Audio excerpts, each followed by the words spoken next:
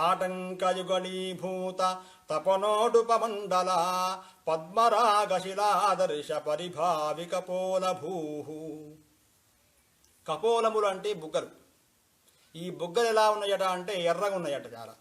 పద్మరాగము అంటే పద్మము అంటే పద్మరాగమణులు అంటారు. అవి పద్మం వలె ఉంటాయట, తామర పుష్పాల్లాగా ఎర్రగా ఉంటాయి.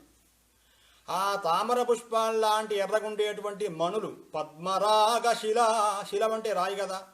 పద్మరాగము అంటే పద్మాల్లాంటి వర్ణము గల శిలలు. పద్మరాగ శిలాదర్శ పరిభావి కపోలభూ. ఆ మణులు చాలా అందంగా ఉంటాయి లోకంలో. అటువంటి అందంగా ఉండేటువంటి మణులను కూడా పరిభావి.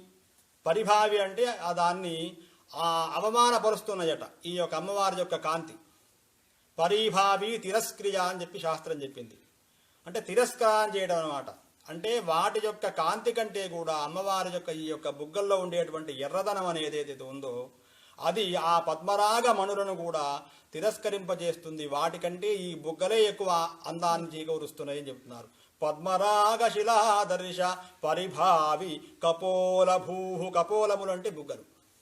అటువంటి అమ్మవారి యొక్క సౌందర్యాన్ని వర్ణిస్తున్నారు ఈ యొక్క శ్లోకంలో. పద్మరాగ శిలాదర్శ పరిభావి కపోలభూ. అమ్మవారి యొక్క అనుగ్రహం అందరికి కలగాలని చెప్పి ప్రార్థిస్తూ